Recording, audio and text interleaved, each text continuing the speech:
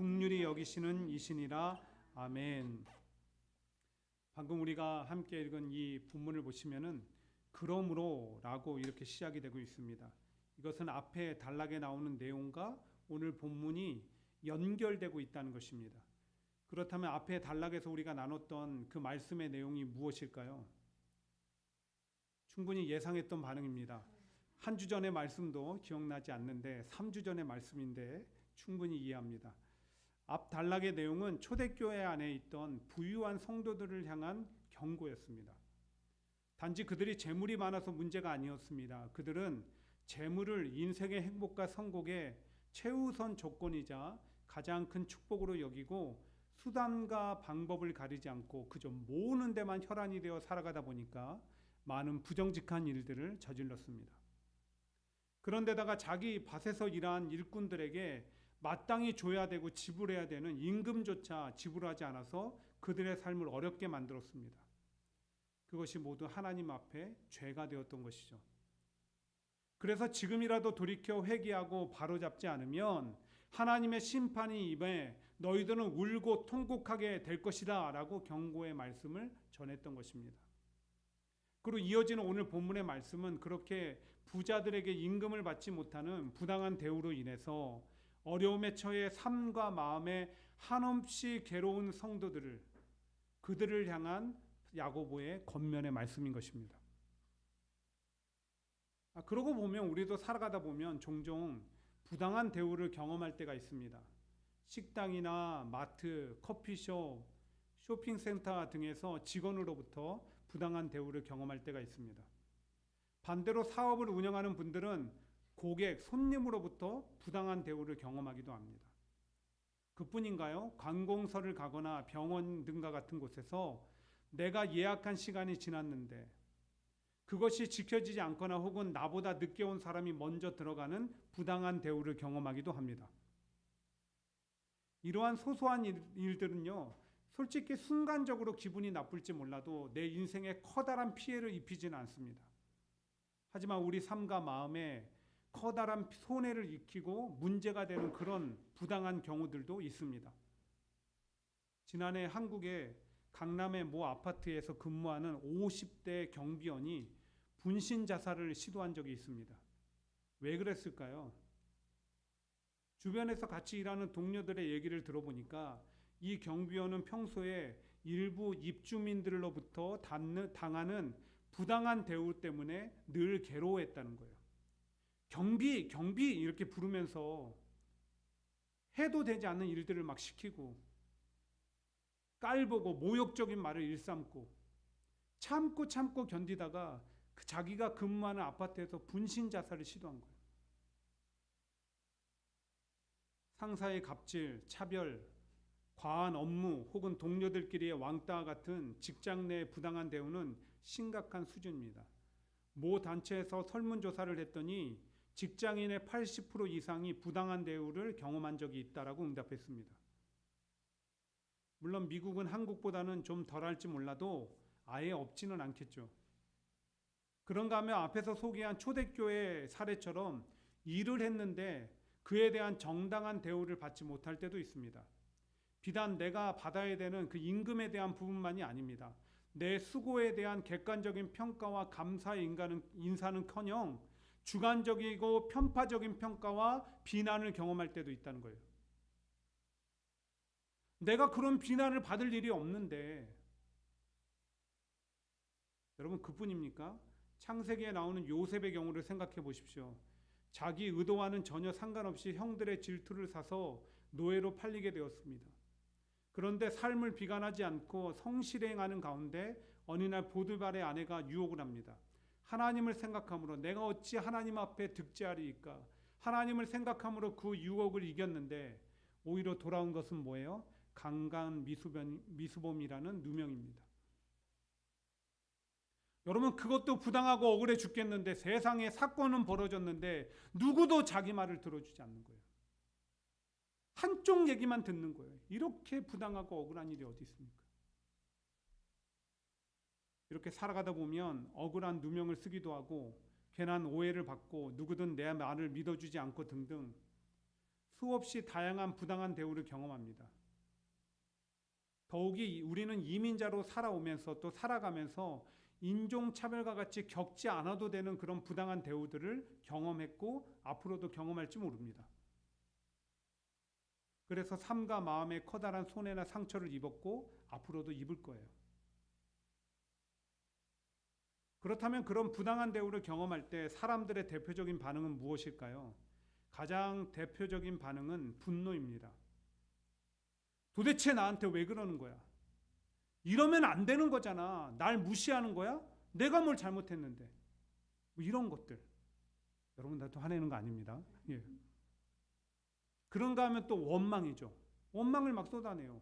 내가 이렇게 당하고 있는데 저 사람은 왜 가만 지켜만 보고 있는 거야? 왜 날 도와주지 않는데? 나만 열심히 일했고 나만 정직하고 나만 성실하면 뭐해? 다 필요 없어. 그 원망이 누구에게까지 가요? 하나님에게까지 가는 거예요. 그런데 사도 야고보는 당시 그렇게 부당한 대우로 분노와 원망에 휩싸였던 초대교회 성도들과 오늘을 살아가는 우리를 향해서 이렇게 권면하고 있는 거예요. 형제들아, 서로 원망하지 말라. 분노도 원망도 하지 말라는 거예요. 문득 이런 질문이 떠오르죠. 아니, 내가 그렇게 분노하고 싶어서 분노하고 원망하고 싶어서 원망합니까? 부당한 대우를 경험할 때 반사적으로 내 안에 그런 감정이 생기는데 어떻게 안 합니까, 목사님? 맞습니다. 반사적으로 그런 감정이 생겨납니다. 야고보도 그것을 부정하는 것은 아닙니다. 그리고 부당한 대우에 대해서 자기 의사 표현이나 주장조차 하지 말라는 것 아니에요. 때로는 그런 걸 해야 될 때가 있어요. 그래야 빨리 마무리 지을 수 있거든요. 근데 오늘 본문이 말하고 있는 원망하지 말라에서 말라라는 것은 헬라어로 매라는 단어를 쓰는데요. 이게 딱 금지 이게 아니라 억제의 뜻입니다. 지속적인 억제. 그러니까 내 안에 분노와 원망이 생겨나는 것을 계속 눌러서 절제시켜라. 그걸 자꾸 내 안에서 키우고 재생산해내지 말아라. 왜 그럴까요? 아무 유익이 없기 때문에. 내가 부당한 대우 경험하고 억울하다고 해서 분노 원망해봐야 달라지는 것 없고 나만 괴로우니까 하지 말아라 라고 얘기하는 거예요. 지금 서머스쿨이 한참 진행 중인데 언젠가 런치 시간에 언젠가가 아니라 거의 매 런치 시간마다 후식으로 과일이 나옵니다. 근데 여러분 잘 아시는 것처럼 현중이가 과일을 그렇게 좋아하잖아요. 근데 앞에 있던 앤지 옆에 있던 앤지 제가 그것은 보지 않아서 정확히는 몰라요. 근데 다른 학생이 아무런 양해도 구하지 않고 현중이 몫의 과일을 뺏어 먹은 거야. 막 화가 나서 어쩔 줄 몰라 하더라고요. 부당한 대우를 경험하고 나니까 분노가 치밀어 오는 겁니다. 그러니까 최우정 집사님이 조용히 데리고 가서 어떻게 했을까요? 아닙니다. 조용히 타일을 넣습니다. 여러분 생각하는 것처럼 이런 거 아니고 조용히 타일 넣었어요. 뭐라고 얘기했냐면 엄마한테 얘기하면 되지. 화낸다고 될 일 아니야. 막 약간 이런 식으로 타일하더라고요. 뭘 하신 거예요? 부당한 대우로 인해서 막 분노가 일어났을 때 그 분노를 절제시킨 거, 억제시킨 거. 왜냐하면 그래봐야 소용없거든요. 그렇다고 갑자기 입에서 튀어나와서 그 과일이 다시 만들어지는 게 아니거든요. 어른들도 마찬가지입니다. 부당한 대우로 인해서 분노하고 원망하면 아내는 막 용광로처럼 불타오르고요. 마음이 터질 것 같고 머리는 지끈지끈 아파오고 신경이 곤두서고 밥맛도 없고 잠도 안 오고 괜한 곳에 불똥이 튀고 집안 분위기 험악하게 만들고 마음의 기쁨과 평안은 사라지고 등등 뭐 하나 삶에 좋은 것 없고 게다가 현실적으로 부당한 대우로 인해서 그 상황이 달라지지 않으니까 우리는 분노하고 원망하는 것을 자꾸 내 안에서 절제시키는 거예요. 누르고 또 누르고 키우고 재생산하지 말아야 된다. 심지어 성경은 그게 삶의 지혜라고 얘기합니다. 미련한 자는 당장 분노를 나타내거니와 슬기로운 자는 수욕을 참느니라. 그렇게 우리가 부당한 대우를 경험할 때 적극적으로 하지 말아야 되는 일이 있는가 하면 오늘 야고보는 또 적극적으로 성도가 해야 되는 일이 있다고 얘기합니다. 7절을 보십시오. 우리 한번 같이 읽어볼까요? 시작. 그러므로 형제들아 주께서 강림하시기까지 길이 참으라.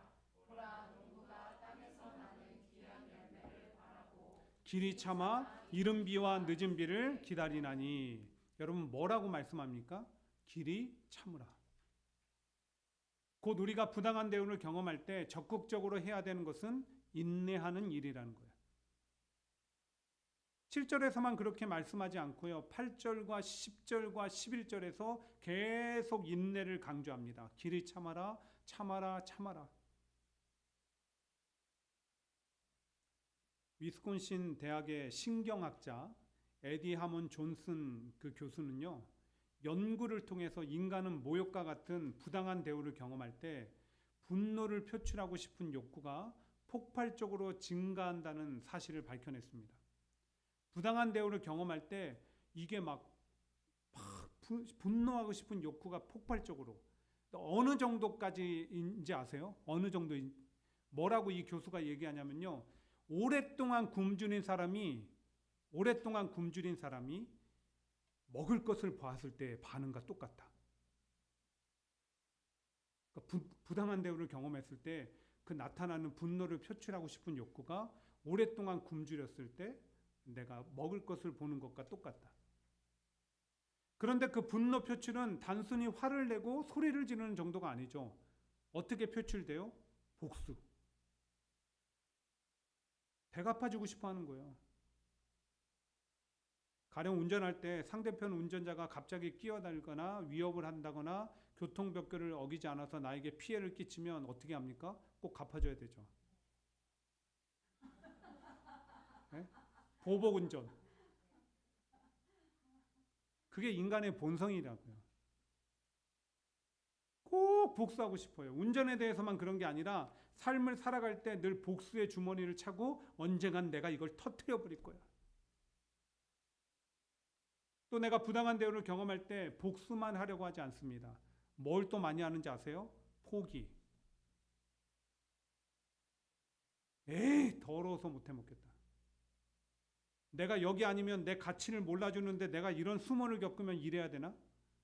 야, 여긴 나하고 맞지 않아. 이건 나하고 맞지 않아. 등등. 그렇게 딱 포기해놓고 말은 이렇게 합니다. 내려놓았습니다. 여러분, 내려놓음의 의미는 그런 게 아닙니다. 내려놓음은 더 가치 있는 목표와 가치 있는 일들을 위해서 내 자신을 절제시키고 내 의지와 생각들을 내려놓는 거. 이게 내려놓음이에요. 그런 식으로 막 부당한 대우와 억울함 때문에 그 분노의 표출의 한 방법으로 내가 포기해놓고 내려놓았습니다. 이거는 통하지 않는 거예요. 근데 세상 사람들은 그렇게 얼마든지 쉽게 복수하고 포기함으로 분노를 표출한다고 해도 야고보는 성도는 달라야 됩니다. 이렇게 얘기합니다. 그 다름이 뭐라고요? 인내하는 겁니다. 오래 참는 거예요. 길이 참으라.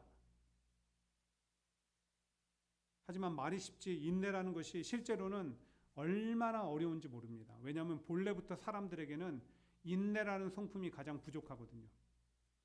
저는 그 인내의 부족한 성품을 교회 안에서 자주 경험합니다.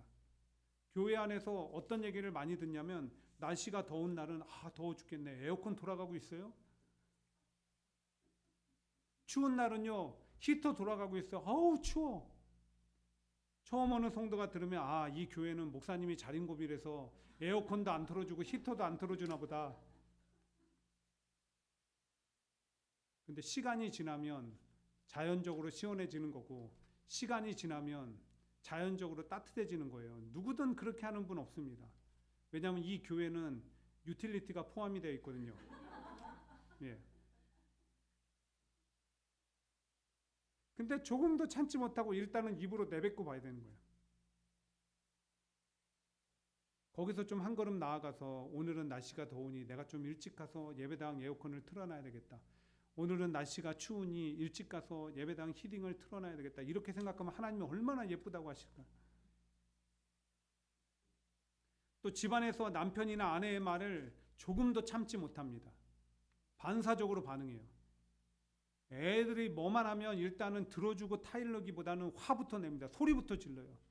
그래놓고 늘 하는 말이 있습니다. 우리 애는 좀처럼 인내심이 부족해요. 여러분, 콩 심은 데 콩 나고 팥 심은 데 팥 나는 법입니다. 제가 여러분 찌르려고 이런 얘기 하는 거 아닙니다. 저도 여러분들도 본래부터 인내라는 성품이 부족하다는 사실을 인정하자는 거예요. 하나님께서도 그런 우리를 아시고 삶에서 부당한 대우를 경험함으로 분노와 억울함이 치밀어 오르고 다 포기하고 싶은 마음이 들 때 어떻게 인내해야 되는지를 오늘 야고보를 통해서 또 얘기해 줍니다. 7절이에요.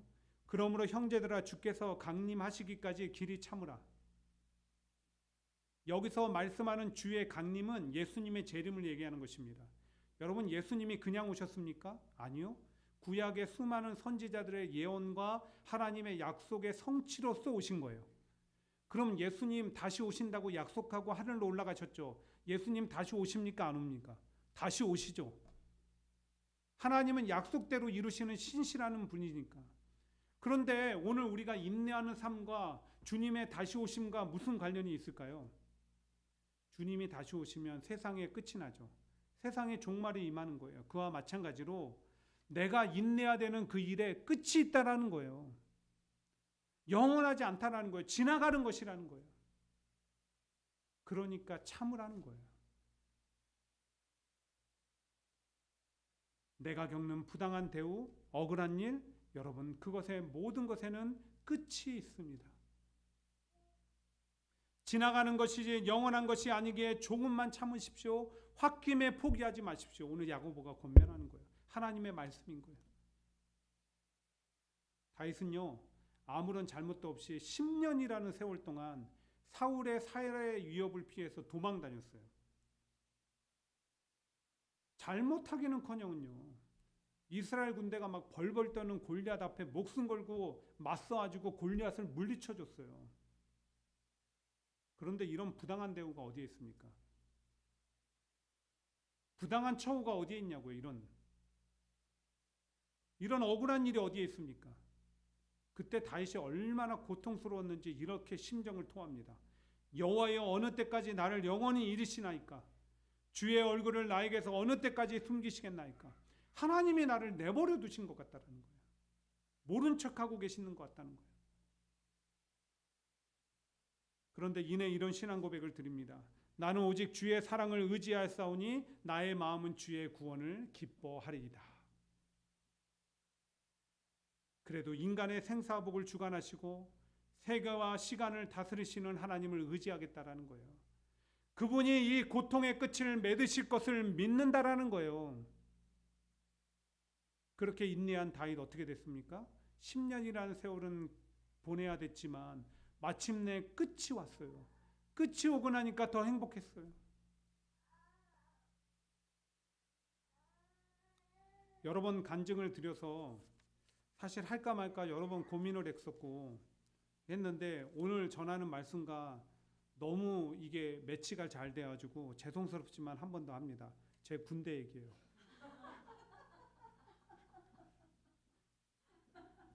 군에 입대하기 전에 어렵게 시간 내서 또 준비해서 인터뷰와 테스트 거쳐서 군종병이라고 군교회에서 사역하는 주특기 4311 받아가지고 입대를 했습니다. 그렇게 훈련을 마치고 자대에 배치를 받았는데 독실한 불교신자 가운데 독실한 사람 많지도 않은데 독실한 불교신자 대대장이 교회에서 너 일만 하면 안 된다. 남들은 다 하나씩만 갖고 있잖아요. 행정병, 보급병, 취사병. 근데 너는 안 된다. 약간 좀 그런 게 있는 것 같아요. 교회 일은 쉽다라고 생각하는 거. 목회는 쉽다 이렇게 생각하는 그런 분위기가 있는 것 같아요. 안 된다는 거예요. 그래서 제가 얘기했습니다. 당당하게 교회만 갈 수 있으면 뭐든 해도 좋습니다. 그러니까 취사병은 안 되니까 통신병을 해라. 평일에는 통신병으로 일을 하고 주말에는 또 저녁에는 가서 교회 가서 봉사하고 이 두 가지 일을 하는 것도 힘들어 죽겠는데 내무반만 오면 고참들이 그렇게 못 살게 하는 거예요. 내 몫이라고 일을 남겨두는 거예요. 얼마나 이런 부당한 대우에 답답하고 아무도 또 도와줄 리 없으니까 이게 뭐 정말 저를 갖다가 어떤 상자 안에 이렇게 가둬둔 것 같은 기분 아세요? 교회 가서 얼마나 울며 기도했는지 모릅니다. 날마다 울면서 기도했어요. 근데 어느 날 하나님이 내 마음에 확신을 주시더라고요. 어떤 확신이냐? 우리가 환난 중에도 즐거워하나니 이는 환난은 인내를, 인내는 연단을, 연단은 소망을 이루는 줄 아미로다. 아, 하나님께서 나를 더 크게 쓰시려고 이런 연단의 시간을 허락하셨구나. 이것은 영원하지 않고 끝이 있구나. 참고 인내했습니다. 그랬더니 정말로 끝이 있었습니다. 정확히 1년 후에, 하나님은 또 나쁘게 해결하지도 않으세요. 정확히 1년 후에 그 대대장을 대령이 되어서 연대급으로 파송 보내시고 독실한 기독교 신자 집사 대대장님을 불러주신 거예요. 그게 좋은 게 아니라 그 1년 사이에 제가 많이 성장했어요. 근데 이런 경험은 저에게만 있었던 것 아닙니다. 여러분들도 살아오면서 비슷한 경험들을 했습니다. 인내의 시간이 영원하지 않고 반드시 끝이 있더라는 거예요. 그런데 때때로 그것을 경험하며 얼마나 후회했습니까? 그때 좀 참을 걸, 그때 좀 인내할 걸, 그때 그거 포기하지 않았더라면.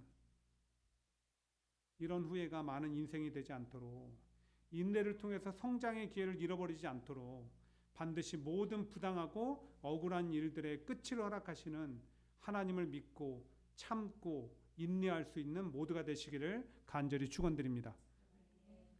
지금까지 우리는 부당한 일을 경험하고 그래서 억울하고 속이 상할 때 분노하고 원망하는 대신에 인내해야 하는데, 그렇게 인내할 수 있는 첫 번째 비결이 끝이 있음을 믿으라는 거였어요. 하나님이 끝을 내주시는 거예요. 이것도 중요하지만 더 중요한 얘기를 오늘 야고보가 합니다. 다시 7절을 보십시오. 그러므로 형제들아, 주께서 강림하시기까지 길이 참으라. 보라, 농부가 땅에서 나는 귀한 열매를 바라고 길이 참아 이른 비와 늦은 비를 기다리나니. 야고보가 인내와 관련해서 누구의 비유를 드는 거예요? 농부의 비유를 드는 거예요. 여러분, 농사 지어보셨습니까? 농사 제대로 지어보신 분 없죠? 농사가 힘들어요. 저도 얘기만 들어서 알아요. 근데 농사가 할 게 많고 참 힘들어요. 할 것만 많은 게 아니라 신경 쓸 것도 많아요. 병충해도 신경 써야지, 날씨도 신경 써야지. 농사라는 것이 그렇게 힘든데 그래도 농사를 인내함으로 농부가 잘 짓습니다.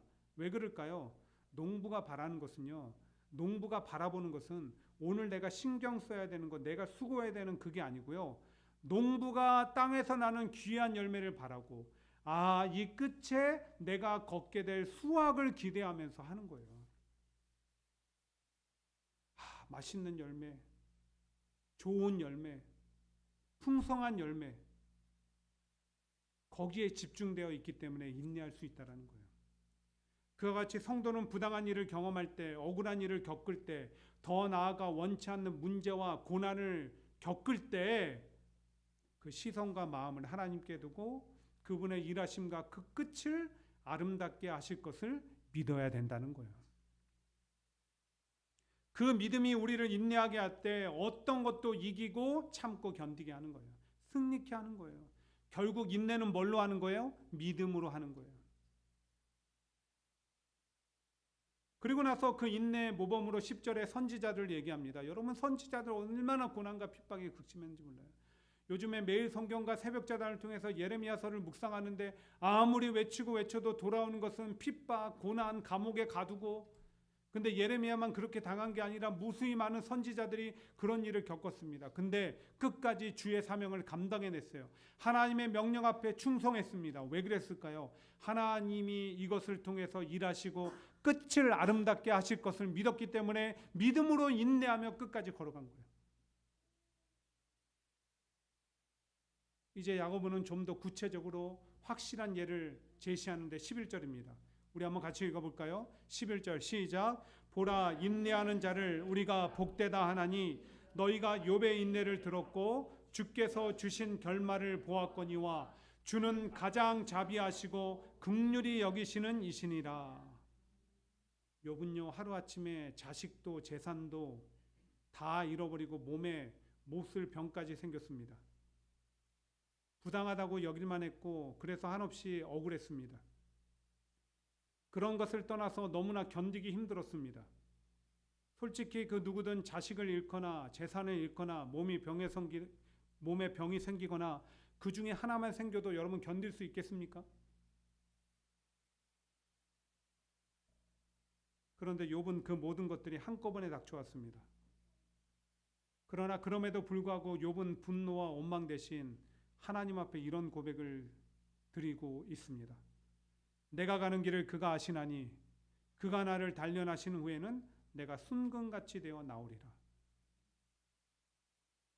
그렇습니다. 욥은 오늘 내가 겪는 일들보다 그 뒤에 일하시는 하나님, 그리고 그 끝을 아름답게 하시는 하나님을 믿고 의지함으로 견디고 인내하고 승리했다라는 거예요.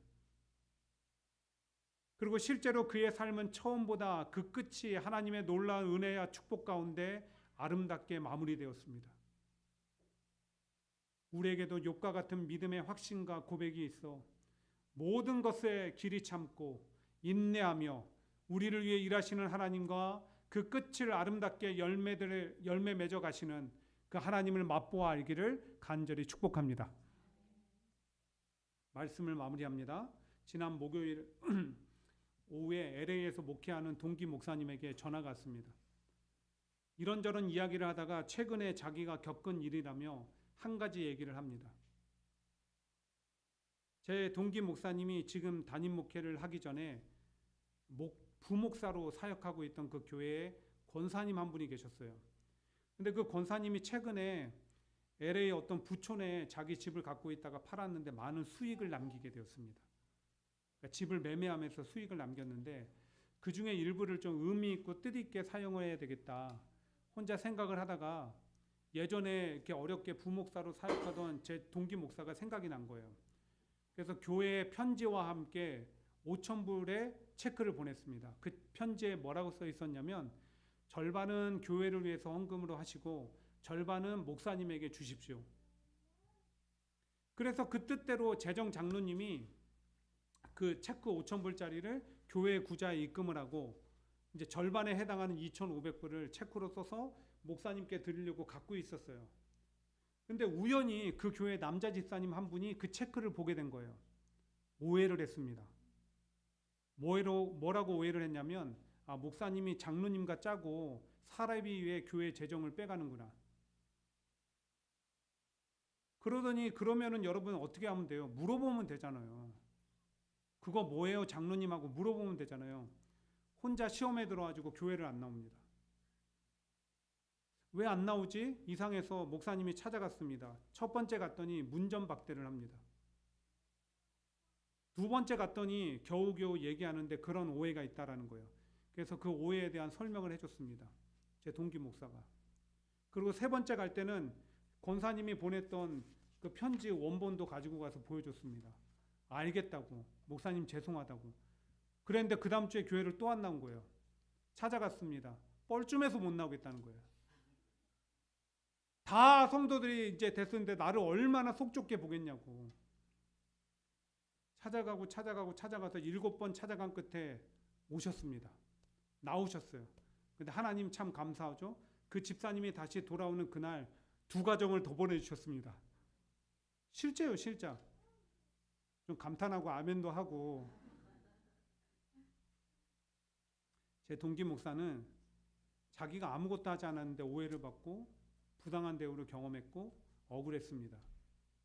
하지만 참고 인내하고 또 참고 인내했습니다. 그 결과 마침내 인내의 끝이 있고 그 끝을 아름답게 일하시는 하나님을 경험했다라는 거예요. 사랑하는 성도 여러분, 오늘 야고보는 우리에게 길이 참으라 곧 인내하라고 말합니다. 부당한 대우를 경험하고 억울하고 분하고 때론 견디기 힘든 고난의 상황에서도 그의 권면은 늘 동일합니다. 길이 참으라.